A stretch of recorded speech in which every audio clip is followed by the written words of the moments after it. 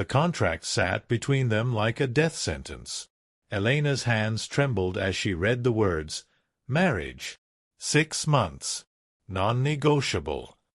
Across the mahogany desk, Dante Moretti watched her with eyes like black ice, cold, calculating, merciless. "Sign it," he commanded, his voice cutting through the silence of his penthouse office, "or your father dies tonight." She looked up, searching for mercy in that devastatingly handsome face. There was none. Only rage. Only vengeance. He blamed her family for destroying his. And now she would pay the price. Her pen hovered over the signature line. What he didn't know, what she could never tell him, was that she was innocent, and that marrying him would destroy her in ways he couldn't imagine. This is a story that will take you on an emotional journey from hatred to hope, from revenge to redemption. If you want to discover how two people destined to destroy each other found something neither expected, subscribe to the channel and leave a comment telling us where you're watching from. Every view matters. Let's begin. The fluorescent lights of the diner buzzed overhead as Elena wiped down the counter for the third time that hour. Her feet ached in the worn sneakers, her only pair, and the grease smell had permanently embedded itself in her hair. But she couldn't complain. This job, plus her morning shift cleaning office buildings, kept the lights on in her father's hospital room. Cancer. Stage 4. The medical bills had crushed them 6 months ago. "Table 6 needs coffee," her manager barked.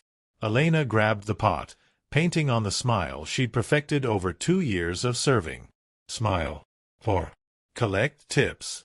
Survive. That was her life now. A far cry from the mansion she'd grown up in, before her father's business partner had betrayed him, stolen everything, and left them with nothing but debt and shame. The bell above the door chimed. Elena didn't look up immediately, just another customer in an endless stream. But the sudden silence made her pause. The entire diner had gone quiet. She glanced toward the entrance and felt her blood freeze. 3 men in black suits filled the doorway. But it was the man in the center who commanded every eye, every breath in the room. Tall, broad-shouldered, with a face carved from marble and ice. His tailored charcoal suit probably cost more than she made in a year. A tattoo crept up from his collar, dark script in Italian that promised violence. Dante Moretti. Everyone in New York knew that name, even if they'd never seen his face. His eyes swept the diner with predatory precision, then locked on her. Elena's hand tightened on the coffee pot. Why was he looking at her like that? Like he knew her? He crossed the diner in measured strides, his bodyguards flanking him. Customers pressed themselves against their booths. He stopped directly in front of her, so close she could smell his cologne, expensive, dark, dangerous. Elena Russo.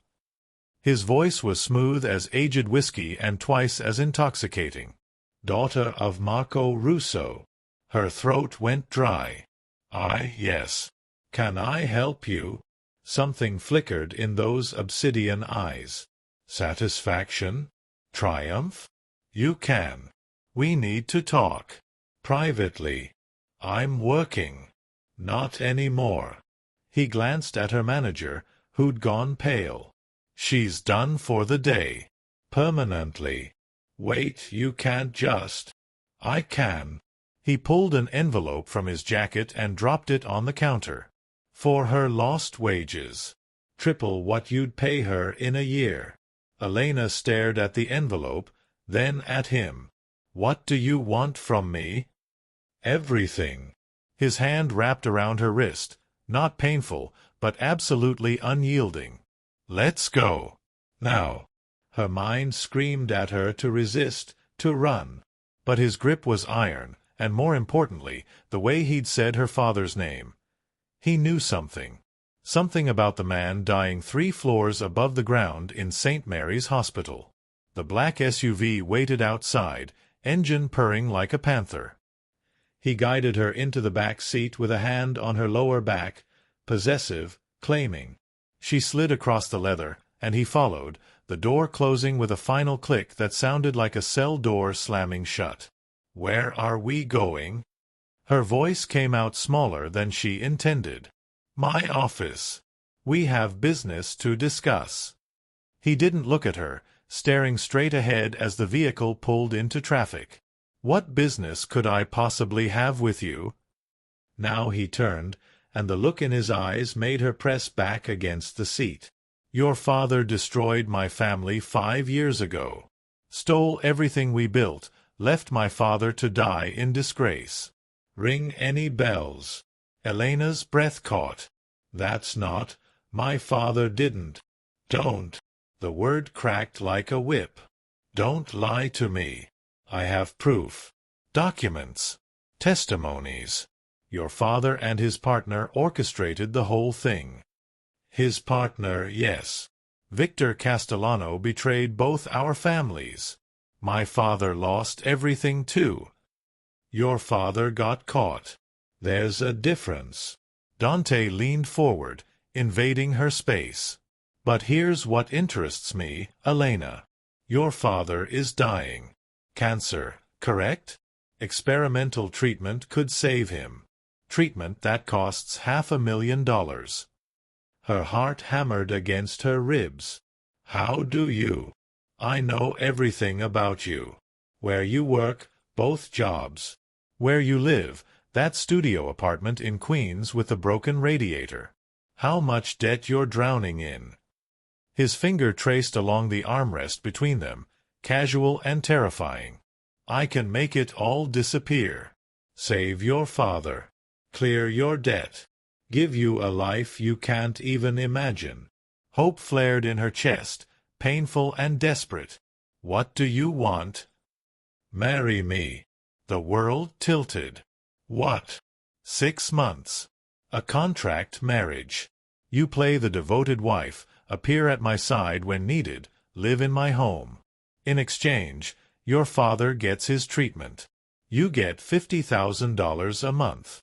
At the end of 6 months, we divorce, and you walk away with everything I promised. Elena's mind raced. Why? Why would you want to marry me? His smile was cold, cruel. Because it's the perfect revenge. Marco Russo's precious daughter, married to the son of the man he destroyed. Your father will die knowing his daughter belongs to a Moretti. That she chose me to save his pathetic life. And you? He leaned in until his lips nearly brushed her ear. You'll spend every day knowing you sold yourself to the enemy. That's justice. Tears burned her eyes, but she refused to let them fall. And if I refuse? Then your father dies within the month. Painfully. Alone. While you work yourself into an early grave trying to pay debts you'll never escape. He pulled back, watching her face with clinical detachment. Choose, Elena. Your pride or his life. The SUV pulled up to a glass skyscraper that seemed to pierce the clouds.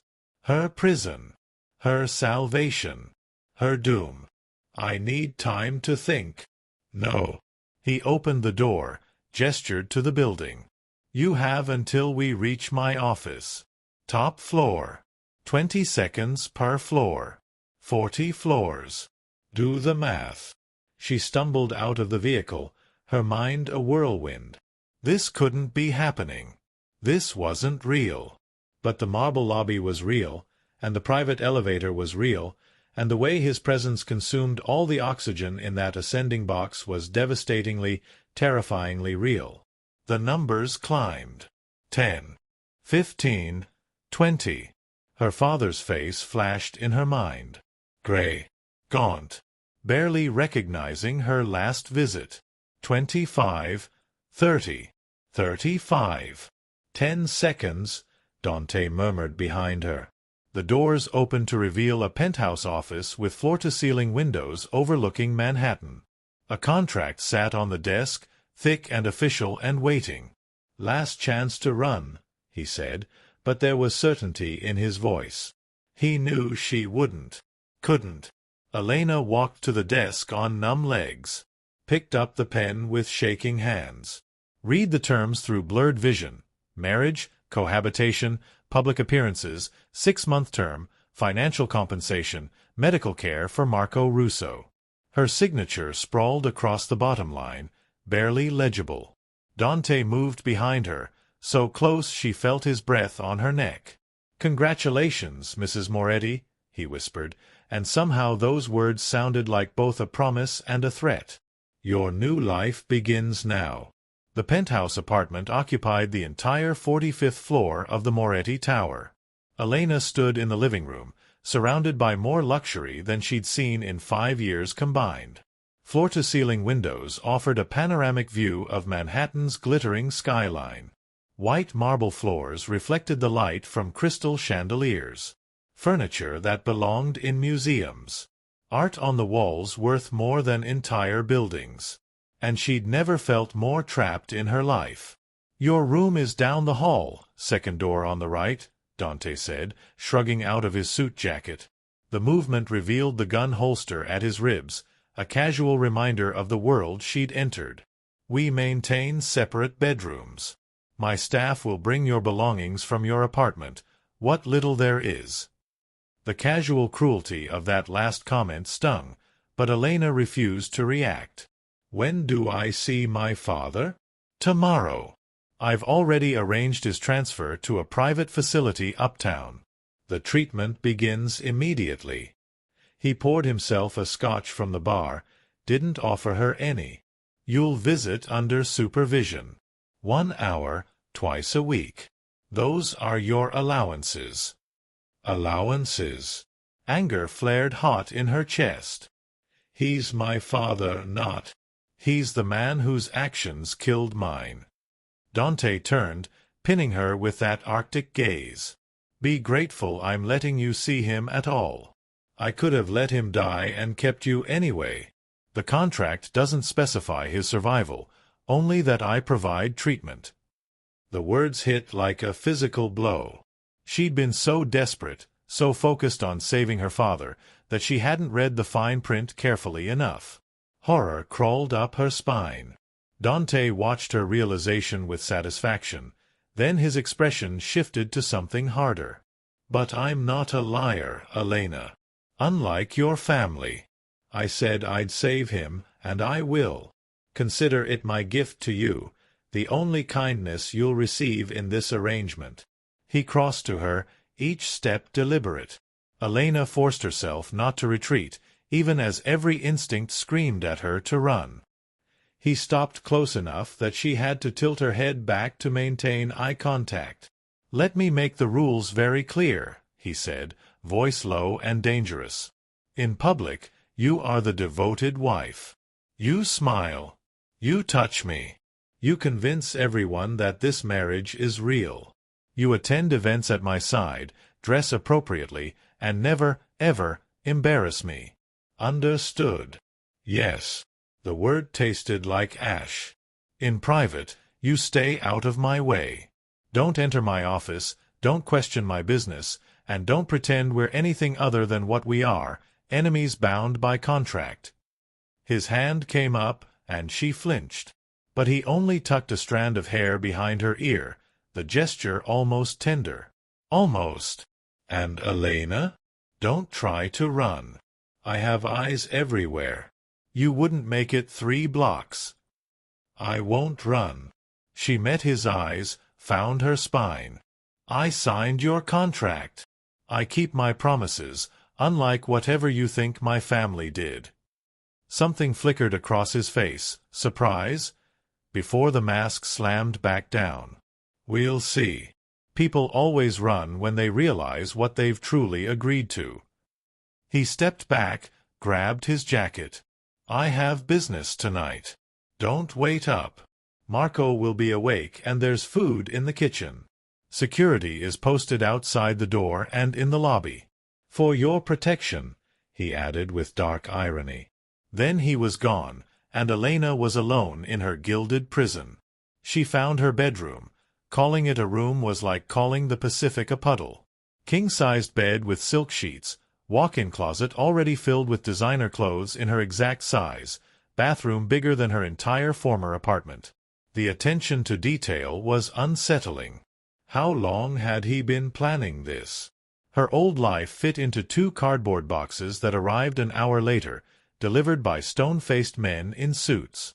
She unpacked slowly, placing her few possessions among the luxury like weeds in a garden.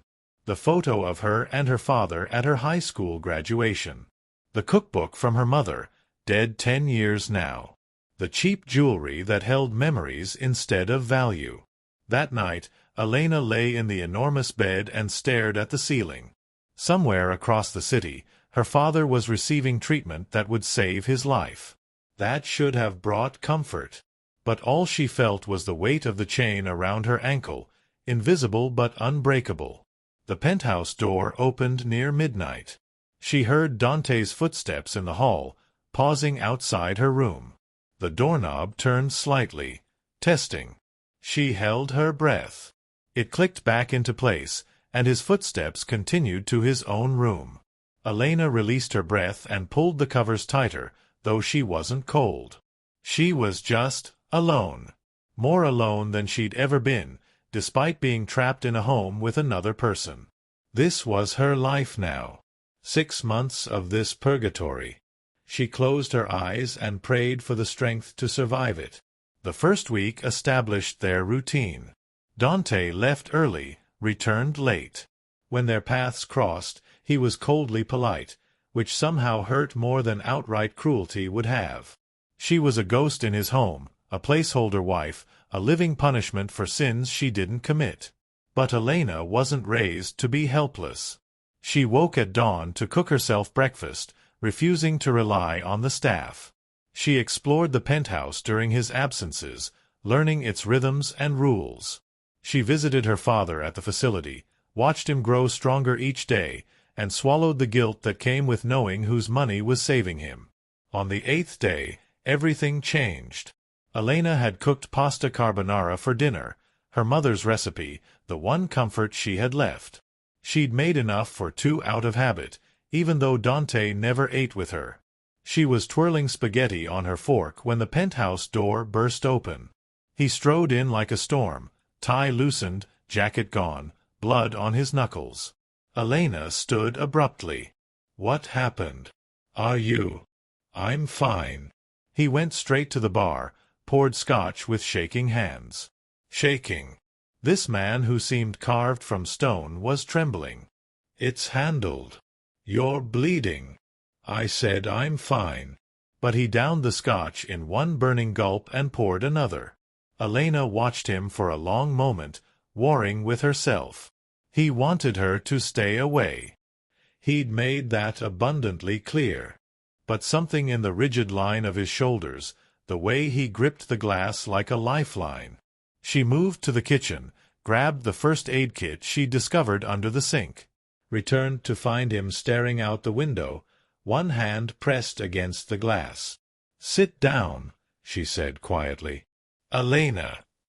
"Sit down." Firmer this time. Maybe it was surprise, or maybe he was just too exhausted to fight, but Dante sank onto the leather sofa. She knelt in front of him. This man who held her life in his hands, who'd forced her into this marriage, who looked at her with such hatred. She took his hand gently. The blood was already drying, but his knuckles were split and swelling. She cleaned the wounds with antiseptic, trying to ignore the way his breath hitched when it stung. "What happened?" she asked again, softer. A long silence. Then, the Bratva tried to move into our territory. Made an example of one of my men. Sent him back in pieces. Her hands stilled. "I'm sorry." "Why?" His voice was hollow. "You should be celebrating. Another dead mobster. Another win for the good guys. He was yours. You cared about him." She resumed wrapping his knuckles with gauze. "That makes it worth mourning, regardless of everything else." Dante's other hand came up, caught her chin, forced her to look at him. His eyes searched her face with an intensity that stole her breath. "Why do you do this? Show kindness to the man who's holding you prisoner." "Because you're human," Elena whispered. "Even if you don't want to be." Something cracked in his expression. For one heartbeat, she saw past the ice to the pain beneath, raw, bleeding, desperate. Then he released her and stood abruptly, putting distance between them. "Thank you for the bandages."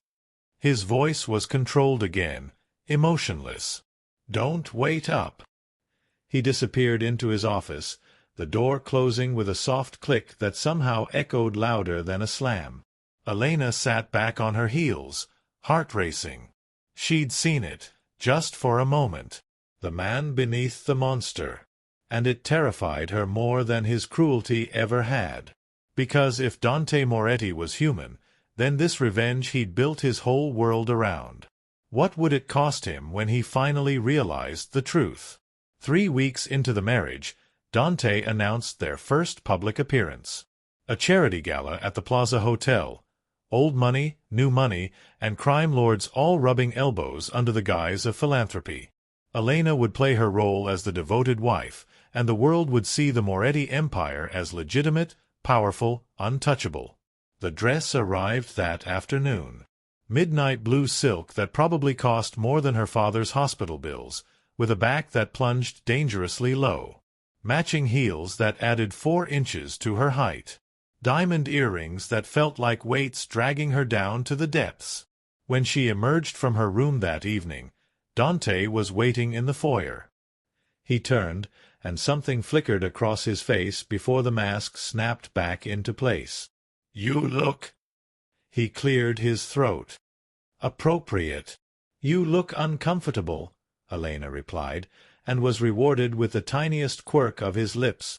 Not quite a smile, but close. "Let's go. We're expected at 8. The Plaza Hotel glittered like a jewel box. Crystal chandeliers. Marble columns. Men in tuxedos and women in gowns that cost more than cars. Elena felt like an imposter dressed in stolen finery, but she held her head high as Dante's hand settled on her lower back, guiding her through the crowd. Whispers followed them like smoke. Moretti's new wife. Heard she's a Russo. Revenge marriage, obviously. Looks terrified.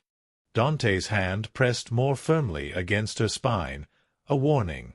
She pasted on a smile and leaned into him, playing the part. They stopped to greet a silver-haired man with calculating eyes, Roberto Falcone, head of the Falcone family. His gaze raked over Elena with undisguised interest. "Dante, I heard you'd married, but I had to see to believe it." Roberto's smile was all teeth. "And you found yourself a beautiful one. Tell me, my dear, how did you trap our elusive wolf?" Elena felt Dante stiffen beside her, ready to intervene, but she spoke first. "I didn't trap him, Mr. Falcone. I simply showed him that even wolves need a pack." The older man laughed, delighted. "Clever and beautiful. You've chosen well, Dante." As they moved away, Dante leaned down to murmur in her ear. "You didn't have to do that." "Do what?" "Defend me." "I defended us," Elena corrected. "If we're playing this game, we play it together." His hand slid from her back to her waist, pulling her closer. To anyone watching, it looked romantic. But she felt the tension in his body, the war being waged beneath the surface. The evening continued, a carefully choreographed dance of power and perception.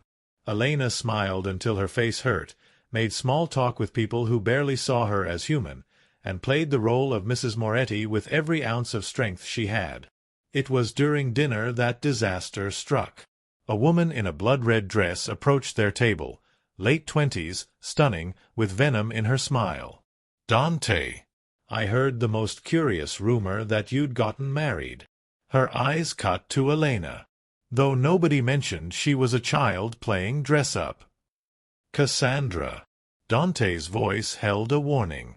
"This isn't the time." "Oh, I think it's the perfect time." Cassandra leaned on their table, her cleavage on deliberate display. "We had such fun together, didn't we? Before you decided to play house with, What did you call her? A means to an end? Elena's blood turned to ice. A means to an end. The words she'd suspected but never heard confirmed aloud. Around them, conversations had stopped. Everyone was watching. Waiting. This was a test. A very public test. Elena could crumble. Could let the hurt show.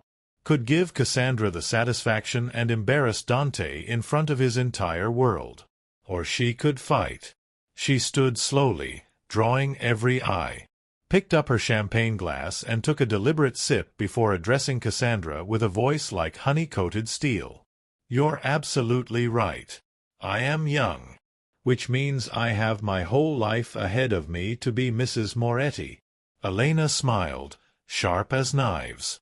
You, on the other hand, are exactly where you were before he chose me. Which is to say, nowhere that matters. She turned to Dante, whose eyes had gone wide with shock. Darling, shall we dance? I'm suddenly bored with the company here. Without waiting for an answer, Elena set down her glass and walked toward the ballroom, every line of her body radiating confidence she didn't feel. Her heart hammered against her ribs. She'd just made an enemy of someone who clearly had history with Dante. She'd just claimed him publicly as hers. What had she done? Strong hands caught her waist, spinning her into the waltz that filled the ballroom. Dante's face was inches from hers, unreadable. That was... He started. Stupid. Elena offered. Reckless? A complete violation of "stay out of my way"? Magnificent. The word came out rough, wondering. You just destroyed Cassandra Vitali in front of half of New York's underworld. She started it. A sound escaped him, half laugh, half groan. She did. And you finished it. His hand tightened on her waist as he guided her through the steps. Where did that come from? That fire. You think because I was poor and desperate that I don't know how to fight? Elena met his eyes, refusing to look away. I've been fighting my whole life, Dante. You just gave me a bigger stage. They moved together in perfect synchronization, closer than they'd ever been. Close enough that she could see the gold flecks in his dark eyes, the exact place his pulse beat in his throat, the way his lips parted slightly as he looked at her. Elena, he murmured, and her name in his mouth sounded different. Not cold, not distant, almost tender. The song ended. The spell broke. Dante stepped back, releasing her like she burned him. We should go, he said abruptly. We've accomplished what we came for. The ride home was silent, but it was a different kind of silence. Charged. Electric. Elena stared out the window and tried to calm her racing heart. She could still feel his hands on her waist, the heat of his body against hers, the way he'd looked at her when she'd defended them. When they reached the penthouse, Dante disappeared into his office without a word. Elena went to her room, carefully hung the dress she'd probably never wear again, and collapsed on the bed. She'd survived her first test. But at what cost? Because somewhere between the champagne and the waltz and the way Dante had said her name, Elena had realized something terrifying. She was starting to forget why she was supposed to hate him.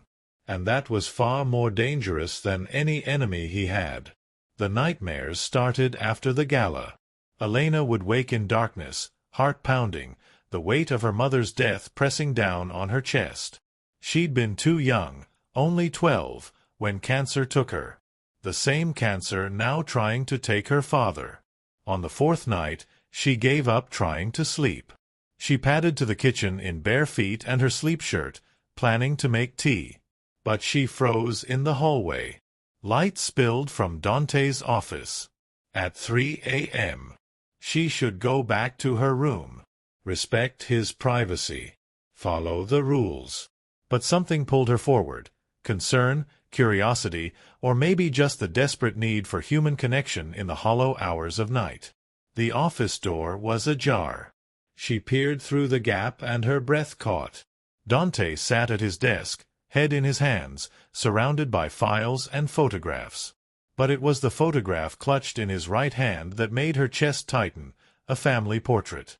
A younger Dante with a man and woman who must have been his parents, and a little girl with pigtails who couldn't have been more than 6. His name was Alessandro. Dante's voice cut through the silence, raw and broken.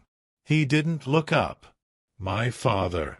He built everything from nothing, came to America with $20 and a dream, worked himself to death to give us a good life. Now he raised his head, and the devastation in his eyes nearly brought Elena to her knees. The little girl is Isabella, my baby sister. She was 8 when it all fell apart. Elena stepped into the office, unable to stop herself. What happened to her? She saw everything. The FBI raid, the arrests, the way everyone turned on us. My father's business partner, your father, had already disappeared with the money, the evidence pointing at my father instead. The stress triggered a stroke.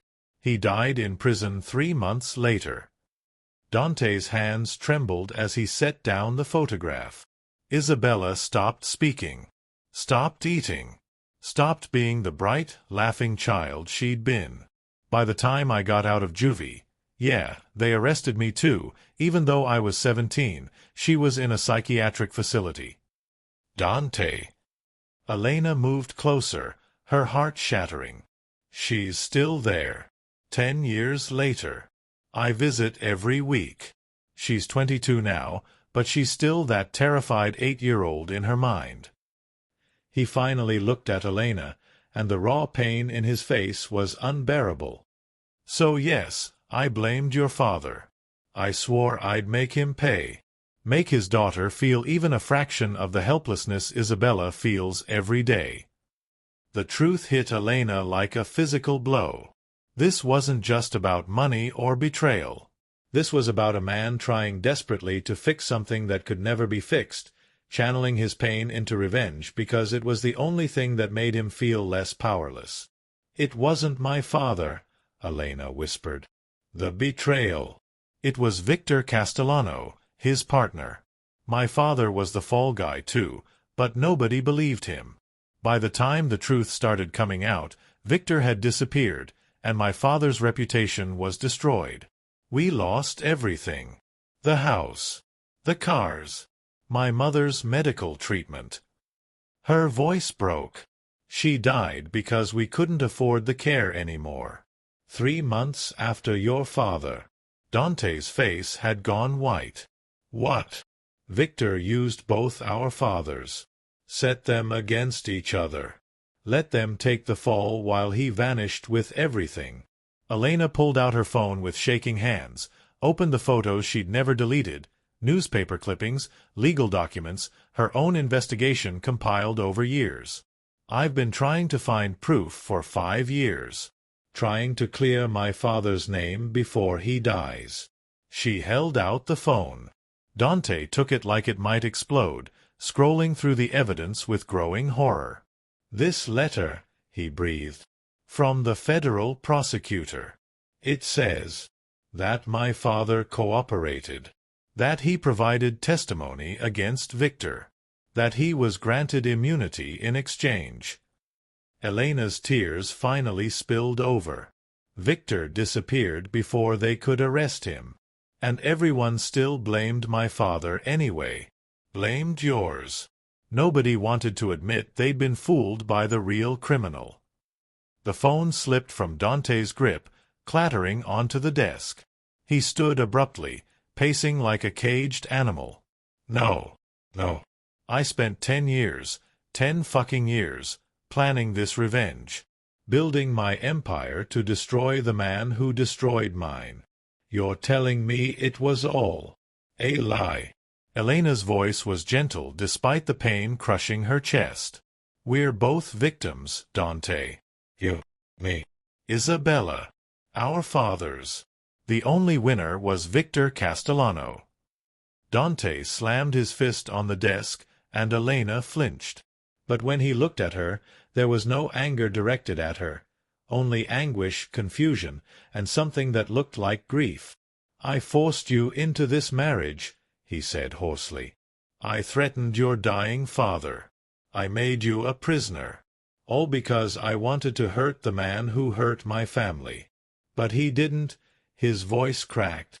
"Your father is innocent. Which means you are collateral damage in a war that should never have happened." Elena couldn't stop the tears now. For her lost years. For his.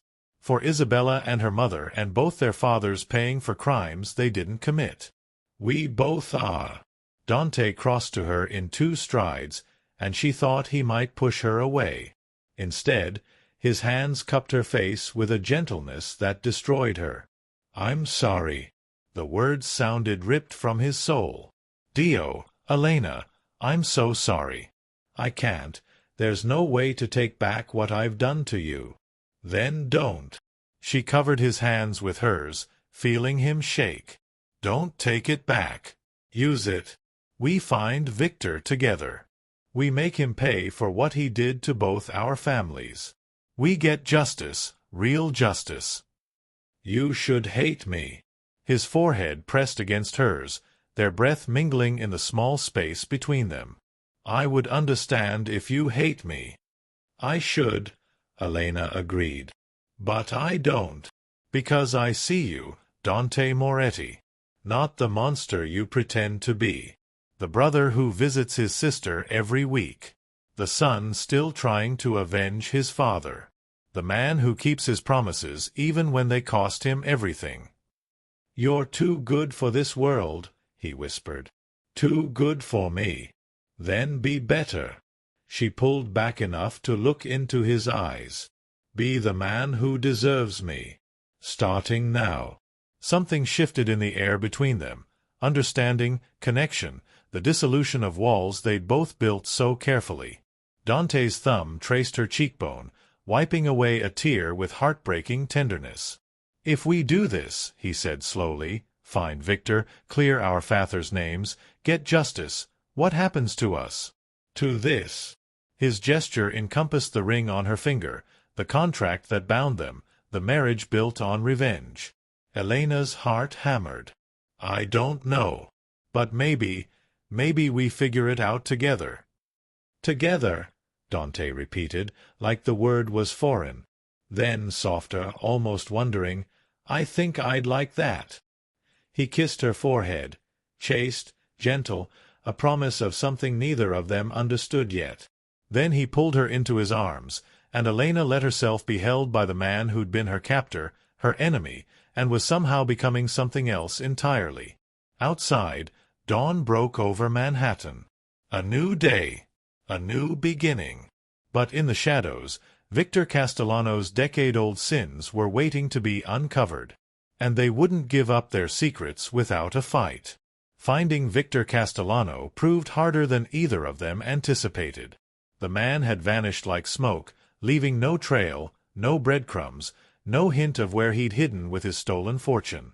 But Dante Moretti didn't become the most feared man in New York by giving up easily. And Elena Russo, now Moretti, proved to be far more than anyone expected. "Here," she said, spreading financial documents across the dining table 3 weeks into their investigation. "Look at these offshore accounts." Victor was smart, but he was also greedy. Every 2 years, there's a transfer to a different account. But the amounts are too specific. $127,463. $212,894. They're not round numbers. Dante leaned over her shoulder, studying the papers. They'd fallen into an easy partnership over the past weeks, the hostility between them transforming into something warmer. Something neither dared name yet. "You think they're codes? Or coordinates?" Elena pulled up a map on her laptop, typing rapidly. "If we convert these numbers to latitude and longitude." Amalfi Coast. Dante's hand covered hers on the keyboard, stilling. "He's in Italy." Their eyes met, and the air between them charged with electricity. They were closer to the truth than they'd ever been. closer to justice, and closer to each other. We have to go, Elena said. It's dangerous. If Victor knows we're coming, then we'll be dangerous right back. Elena's jaw set with determination. He took everything from both of us. I'm not sitting this out. Dante studied her face, the fire in her eyes, the steel in her spine. When had this terrified girl who'd signed his contract become this warrior woman? When had he stopped seeing Marco Russo's daughter and started seeing Elena? All right, he agreed. We go together. But we do this my way. My men, my plan, my protection. Our plan, Elena corrected, and was rewarded with a smile that made her heart skip. Partners, remember? Partners. He tucked a strand of hair behind her ear, the gesture intimate and natural now. When did you get so brave? I've always been brave. You just finally noticed. They flew to Italy 3 days later on Dante's private jet. The Amalfi Coast spread beneath them like a postcard. Azure water, white buildings cascading down cliffs, sun-drenched perfection hiding dark secrets. Victor's villa sat on a remote hilltop, accessed by a single winding road. Dante's reconnaissance confirmed he was there, living under an assumed name, surrounded by minimal security, arrogant in his belief that he'd escaped justice. He's having a party tomorrow night, Marco, Dante's head of security, reported. Locals, expats. He's integrated into the community as Vittorio Lombardi, a retired art dealer. Perfect. Dante's smile was predatory. Elena and I will attend as newly rich Americans looking to buy property. Get us invitations. The night of the party, Elena wore white, a calculated choice. Innocence. Purity.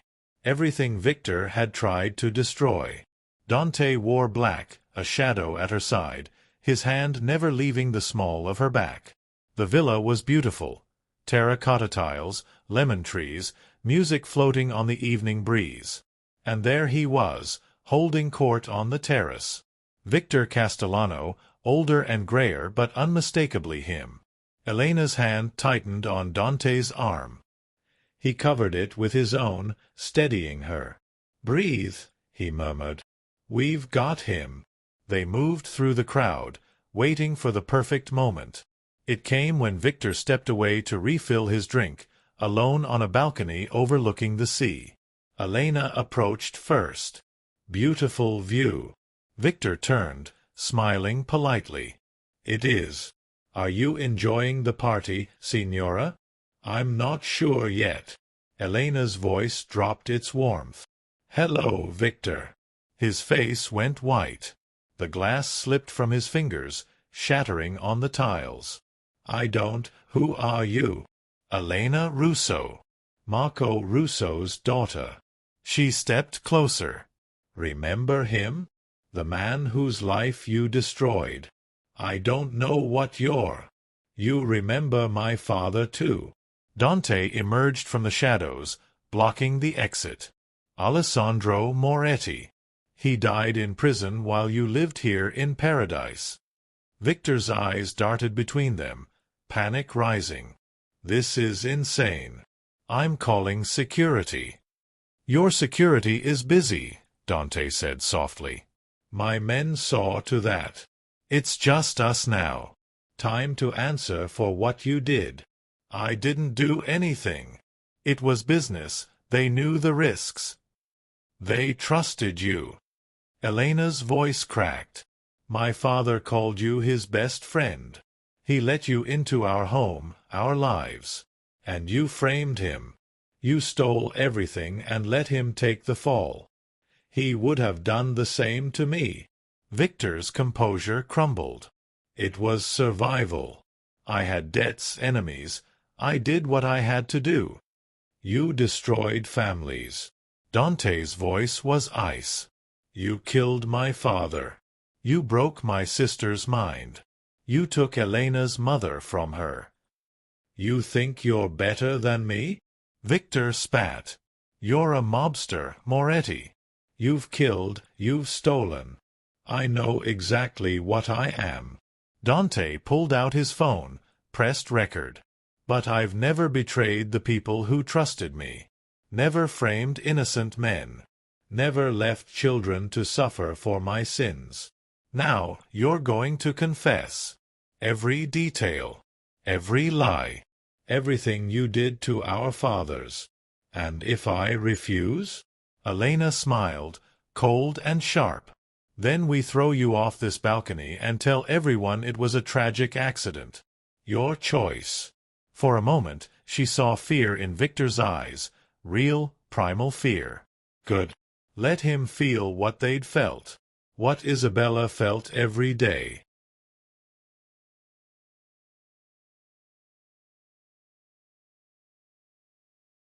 What her mother felt when she realized they couldn't afford her treatment. Victor talked. For 20 minutes, he confessed everything. The embezzlement. The evidence he'd planted. The federal agents he'd bribed. The money he'd stolen and where he'd hidden it. All recorded in crystal clarity. When he finished, Dante sent the recording to 3 places: the FBI, the Italian Carabinieri, and every major news outlet in New York. What happens now? Victor whispered, defeated. Now. Dante's smile was sharp.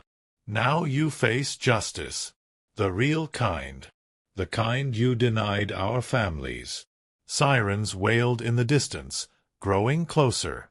The authorities were coming. Victor Castellano's decade of freedom was over. As police flooded the villa, Dante took Elena's hand and led her back through the party. They slipped away into the Italian night, leaving Victor to his fate.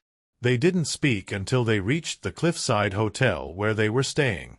The Mediterranean stretched before them, dark and infinite, stars reflected in its surface. "We did it," Elena breathed. "It's over." "It's over," Dante agreed. Then, quieter, "Our contract ends in 2 weeks." The words hung between them like a blade. Elena's heart clenched. With Victor caught, with their fathers' names cleared, with justice served, there was no reason for their marriage to continue. She was free to go, free to reclaim her life. So why did freedom suddenly feel like loss? "Dante, I'm in love with you." The words erupted from him like he couldn't contain them another second. "I don't know when it happened. Maybe when you bandaged my hands. Maybe when you destroyed Cassandra at the gala. Maybe it was always going to happen, from the moment I saw you fighting so hard to survive." He turned to her, and the vulnerability in his face destroyed her. "I forced you into this marriage for revenge. I made you a prisoner. You have every right to walk away when the contract ends. But before you do, I need you to know, you taught me what it means to love someone. Really love them. Not possess them or control them, but want their happiness more than your own." Tears streamed down Elena's face. "You idiot." He flinched. "I know. I'm sorry. I'm in love with you too." She laughed through her tears. "Somewhere between hating you and fighting beside you and watching you visit your sister and hold me when I had nightmares, I fell completely, stupidly in love with you." Dante's breath caught. "Elena, I don't want the contract to end. I don't want to leave. I want to stay and help you run your empire and visit Isabella together and build something real from the ashes of what we lost." She stepped into his space, hands framing his face. "I want to be your wife. Really your wife. If you'll have me. If I'll—" His laugh was broken, wondering. He swept her into his arms, lifting her off her feet. "Tesoro mio, I'll spend the rest of my life trying to deserve you." He kissed her then, and it was nothing like the careful distance they'd maintained for months. It was fire and promise and coming home. It was revenge transformed into redemption. It was everything they'd survived, everything they'd fought for, everything they'd become together. When they finally pulled apart, both breathless, Dante pressed his forehead to hers. marry me again. A real wedding this time. With your father there, and Isabella, and everyone we love. Let me do this right. Yes. Elena kissed him again, softer this time. Yes, to all of it. Yes, to everything. Below them, the Mediterranean whispered its ancient song. Above them, stars wheeled through the endless sky. And between them, in the space where hate had lived, love bloomed like flowers through concrete, beautiful, impossible, and absolutely real. They'd come to Italy for revenge. They'd found justice. But more than that, they'd found each other. 2 years later, Elena stood on the terrace of their home. Not the cold penthouse, but a brownstone in Brooklyn with a garden and neighbors and the sound of children playing in the street. Inside, Dante was cooking dinner, something he'd taken up with surprising passion. The smell of garlic and tomatoes drifted through the open doors, mixing with the scent of the roses she'd planted last spring. Her father was alive, thriving, cancer-free for 20 months and counting. He lived in the guest house, spending his days writing the memoir that would finally tell the truth about what Victor had done. The book was already generating buzz, publishing houses bidding for the rights to his story. Isabella had come home last year. She still had hard days, but she was healing. She worked in their garden, spoke in full sentences again, and had started painting. Vibrant, beautiful works that galleries were beginning to notice. This morning she'd called Elena sister, and Elena had cried happy tears. The Moretti empire had transformed too. Dante had gone legitimate, real estate, security, investments. The violence was behind them. He'd kept his word. He'd become the man who deserved her. Tesoro! Dante called from inside. Dinner's ready. Elena smiled, touching the real wedding ring on her finger. Not the cold band from their contract, but the one he'd placed there 6 months ago in a ceremony filled with love and laughter and second chances. She'd married him for her father's life. She'd stayed for revenge. But she'd loved him for the man he'd become, the man he'd always been underneath the pain. Somewhere in a federal prison, Victor Castellano was serving 25 years. Justice served. Debts paid. The past, finally, laid to rest. Elena walked inside to the man she loved, to the life they'd built from ashes and anger and the impossible alchemy of two broken people becoming whole. He'd married her for revenge. But she'd taught him how to love. And that, in the end, was the greatest victory of all. The end. And that's how their story ends. Two people who should have destroyed each other, but instead built something beautiful. If this journey moved you, if you felt their pain and celebrated their triumph, leave a like and share this story with someone who believes in second chances and the power of love to transform even the darkest revenge into redemption. More stories of hope, love, and impossible transformations are coming. We'll see you in the next one.